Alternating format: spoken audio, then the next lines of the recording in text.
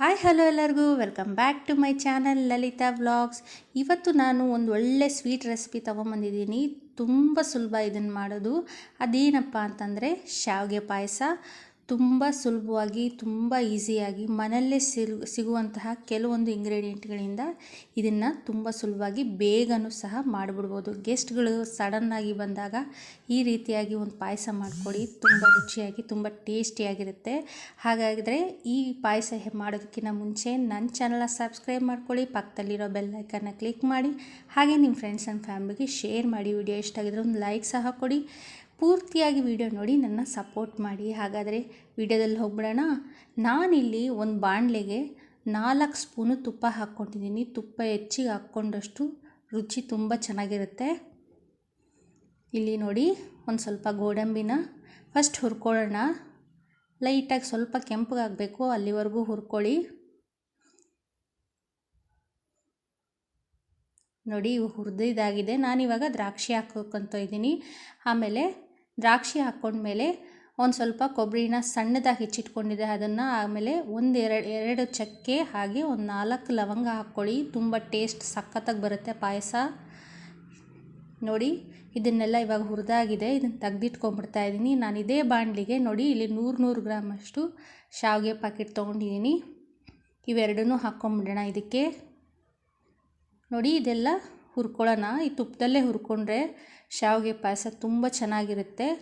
ಆಮೇಲೆ ಒಂದಕ್ಕೊಂದು ಅಂಟ್ಕೊಳ್ಳಾರ್ದಲ್ಲೇ ಚೆನ್ನಾಗಿ ಬರುತ್ತೆ ಶಾವಿಗೆ ಪಾಯಸ. ನೋಡಿ, ಈ ಥರ ಮೀಡಿಯಮ್ ಫ್ಲೇಮಲ್ಲಿ ಇಟ್ಕೊಂಡು ಹುರ್ಕೊತಾ ಇರಬೇಕು. ನೋಡಿ, ನಾನು ಇವಾಗ ಹುರಿದಾಗಿದೆ. ನೋಡಿ, ಇಷ್ಟು ಕಲರ್ ಬಂದರೆ ಸಾಕಾಗುತ್ತೆ. ಇವಾಗ ಚೆನ್ನಾಗಿ ಹುರಿದಿದೆ ಇದು. ನಾನಿವಾಗ ಅದನ್ನೇ ತೆಗೆದಿಟ್ಕೊಂಡಿದ್ದೀನಿ. ನಾನಿಲ್ಲಿ ಒಂದು ಅರ್ಧ ಲೀಟ್ರ್ ಹಾಲನ್ನೇ ಹಾಕ್ತಾಯಿದ್ದೀನಿ. ನಾನಿಲ್ಲಿ ಯಾವುದೇ ರೀತಿಯಾದ ನೀರು ಉಪಯೋಗಿಸ್ತಾ ಇಲ್ಲ. ಹಾಲನ್ನ ಕುದಿಯೋಕ್ಕೆ ಬಿಟ್ಬಿಡೋಣ. ಇವಾಗ ನೋಡಿ, ಹಾಲು ಕುದಿಯೋಕ್ಕೆ ಬಂದಿದೆ. ಇವಾಗ ನಾನಿಲ್ಲಿ ಶಾವಿಗೆನ ಹುರಿದಿಟ್ಕೊಂಡಿರೋಂಥ ಶಾವಿಗೆನ ನಾನು ಇದಕ್ಕೆ ಹಾಕ್ತಾಯಿದ್ದೀನಿ. ನೋಡಿ, ಈ ರೀತಿ ಸ್ಪೂನಲ್ಲಿ ಮಿಕ್ಸ್ ಮಾಡ್ಕೊತ ಹಾಕ್ಕೊಳ್ಳಿ. ಮುದ್ದೆ ಥರ ಆಗಲ್ಲ. ನೋಡಿ, ಒಂದು ಸತಿ ಮಿಕ್ಸ್ ಮಾಡಿ ಹಾಲಲ್ಲೇ ಬೇಯಕ್ಕೆ ಬಿಟ್ಬಿಡಿ ಶಾವಿಗೆನ. ಅವಾಗ ತುಂಬ ಚೆನ್ನಾಗಿರುತ್ತೆ. ರುಚಿ ತುಂಬ ಚೆನ್ನಾಗಿರುತ್ತೆ.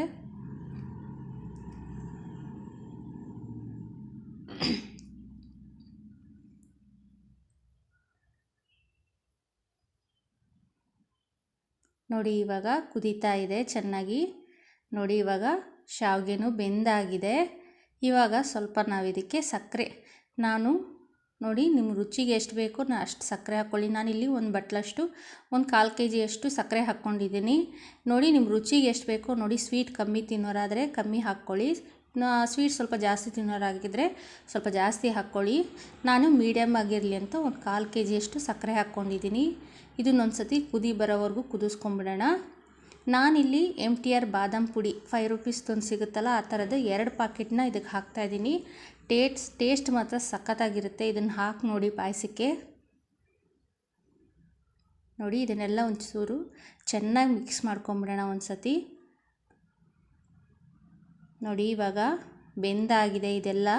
ಇವಾಗ ನಾನು ಇದಕ್ಕೆ ಹುರಿದಿಟ್ಕೊಂಡಿರೋಂಥ ಡ್ರೈ ಫ್ರೂಟ್ಸು, ಕೊಬ್ಬರಿ ಎಲ್ಲ ಹಾಕ್ಕೊತಾ ಇದ್ದೀನಿ. ಒಂದೆರಡು ಸ್ಪೂನಷ್ಟು ತುಪ್ಪ ಹಾಕ್ಕೊಂಡು ಎಲ್ಲ ಮಿಕ್ಸ್ ಮಾಡ್ಕೊತಾ ಇದ್ದೀನಿ. ನೋಡಿ, ತುಂಬ ರುಚಿಯಾದಂಥ ಪಾಯಸ ರೆಡಿಯಾಗಿದೆ. ಬಾಯಲ್ಲಿಟ್ಟರೆ ಅಮೃತ ಇಟ್ಟಂಗಾಗುತ್ತೆ. ಅಷ್ಟು ಚೆನ್ನಾಗಿರುತ್ತೆ ಈ ಪಾಯಸ. ಹಾಗಾದರೆ ಈ ವಿಡಿಯೋ ಇಷ್ಟೇ. ಬಾಯ್.